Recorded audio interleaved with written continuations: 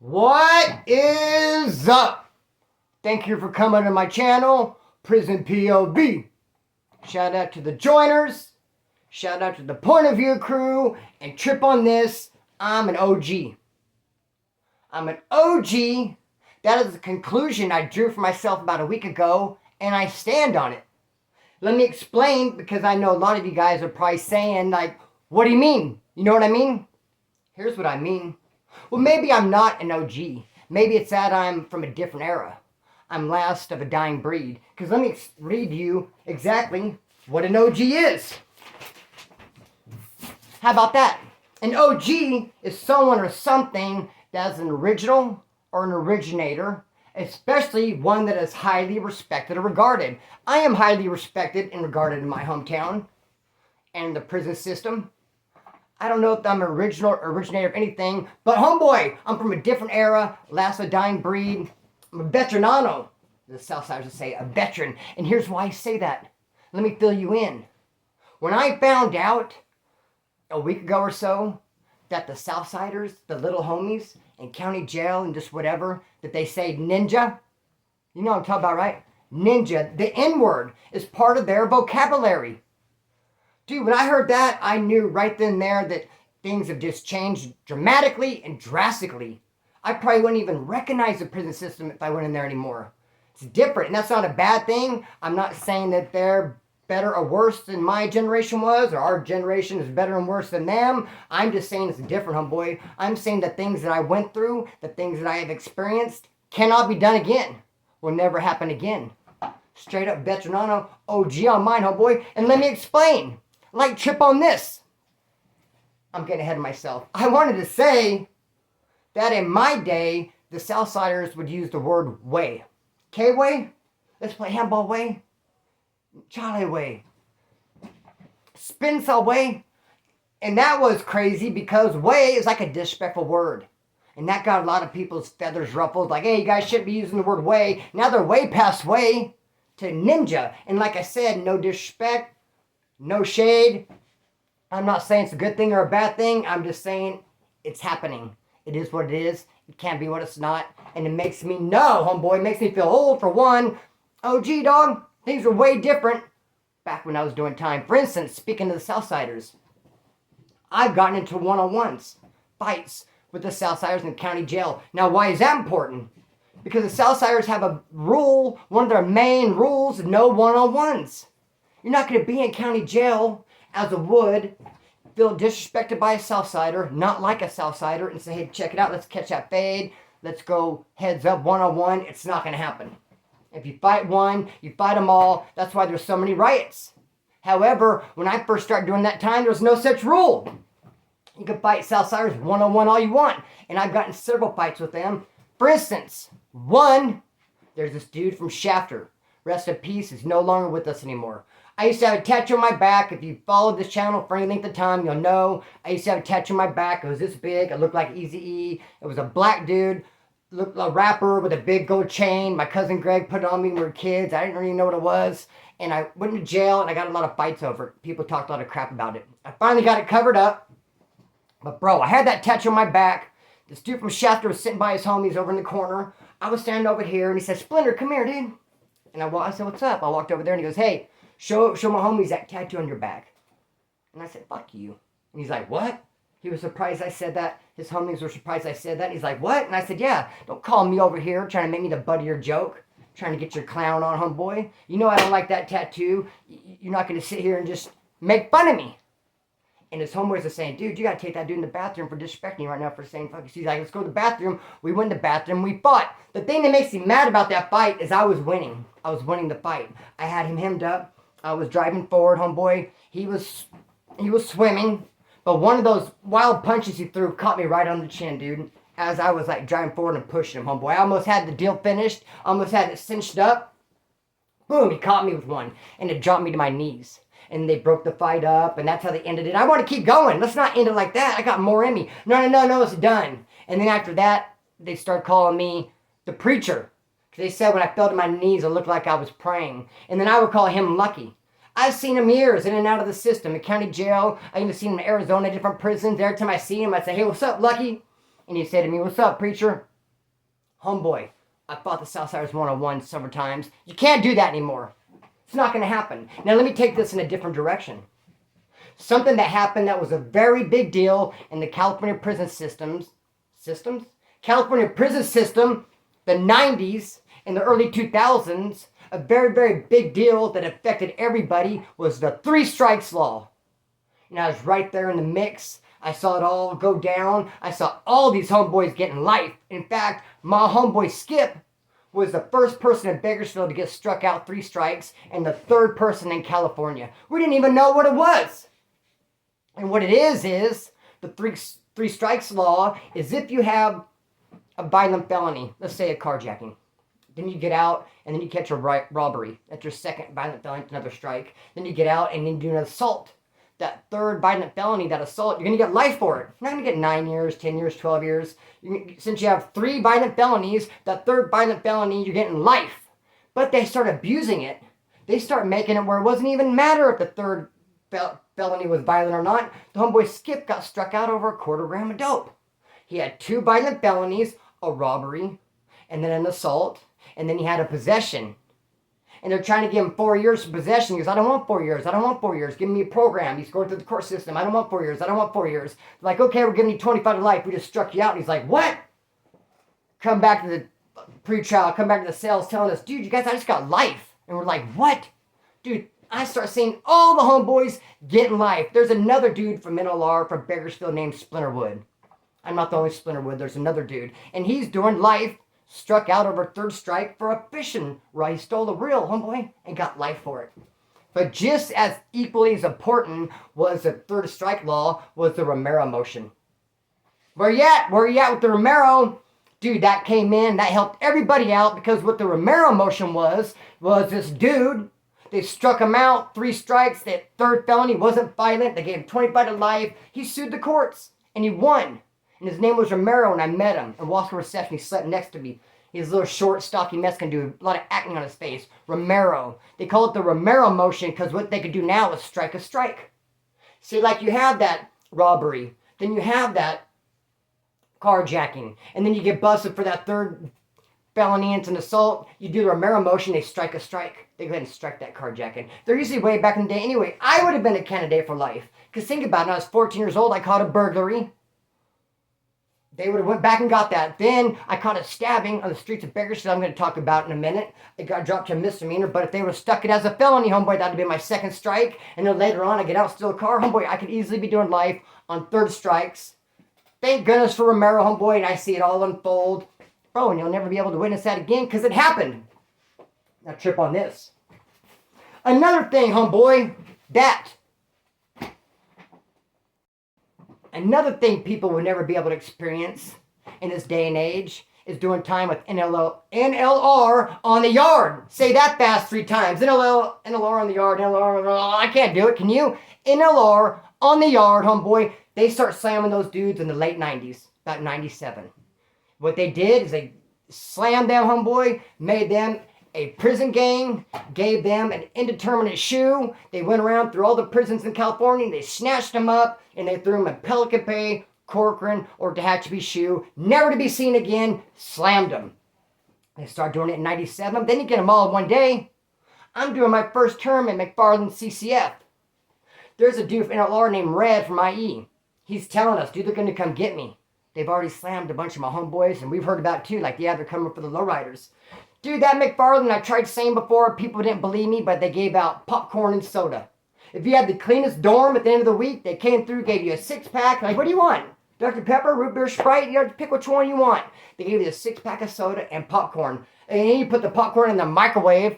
Dude, it wasn't even like prison, homeboy. The county jail is way more hardcore than that McFarland. I was doing my first term there.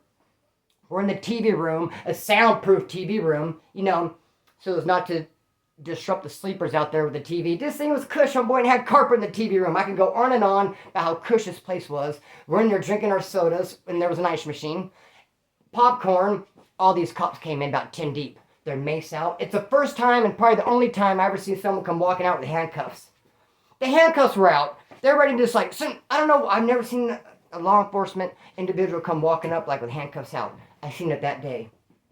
and they had the block gun, and they had the mace, and they had the batons. They came 10 deep, and they rolled up on red for my NLR, and they said, get on the ground, get on the ground. Told us, get on your bunks, get on your bunks. They acted like it was a felony stop. We're like, damn, what's going on? Pinned him up, slammed him. We never seen him again, brother. But they had sleepers on the yard.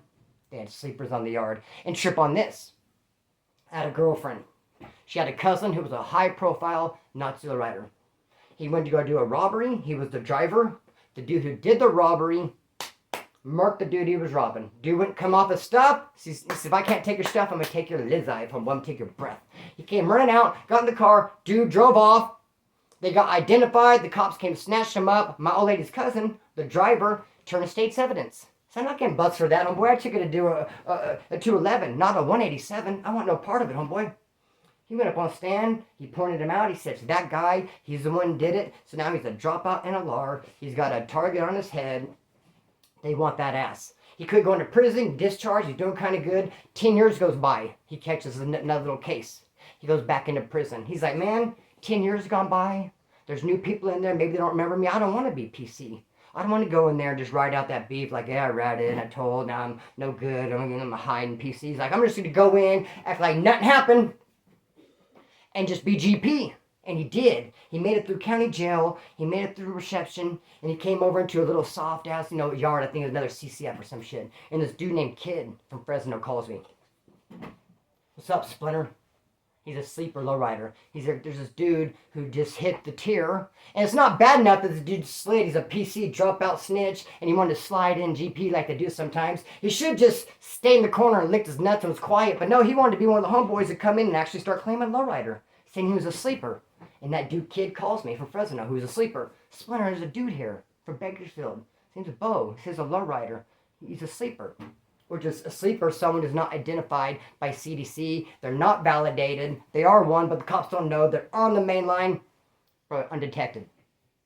He said, what's up with this dude? I couldn't tell him he's all good. He's great, making him spread. But nor could I tell him all the bad stuff he done because I don't want to get him caught up. I'm in a weird spot. Oh boy, I wish I wasn't in this spot. I said, you know what? He has skeletons in his closet. That's all I said. So put your blinders on and leave him alone, homeboy. They end up breaking him off over that. Then he calls my old lady all mad saying that I got him beat up. She's mad at me. You got him beat up. No, his reputation preceded him.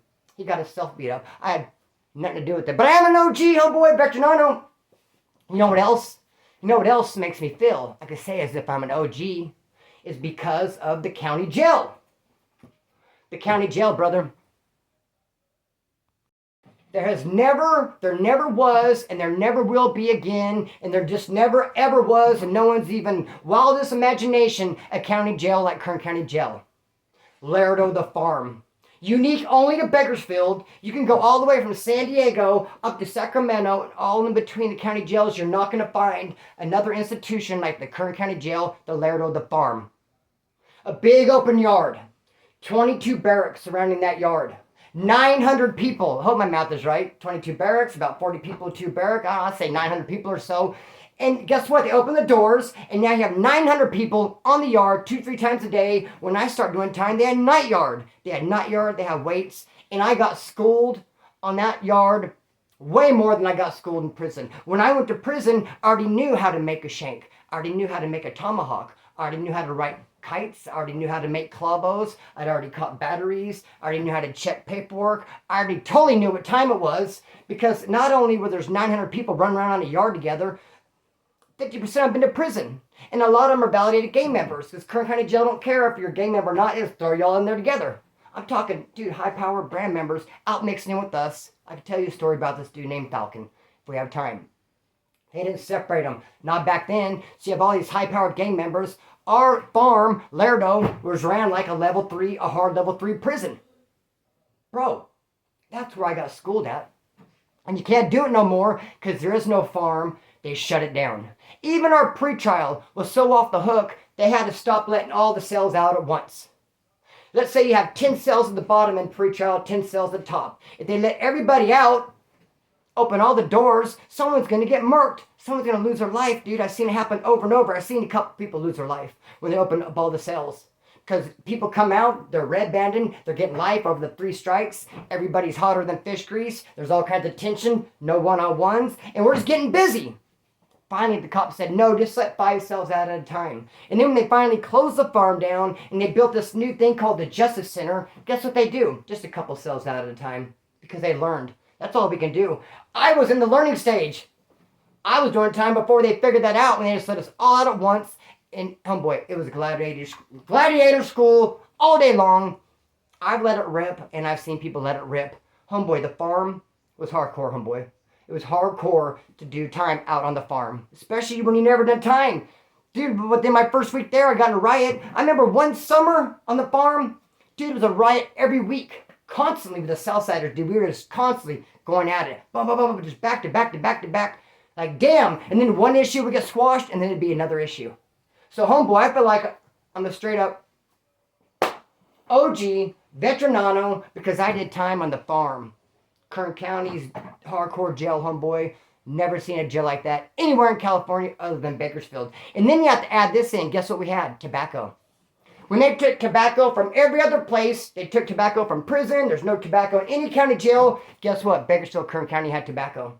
So when we go to Wasco Reception, homeboy, we take all those clavos with us. And hey, here comes Kern County. Here comes Bakersfield. You better know how to carry yourself because those dudes are like vultures. They're going to be coming at you wanting your tobacco. You better know how to stand your ground. You better not be falling for no bullshit. And you better have a stilo, homeboy, because it's going to get tested.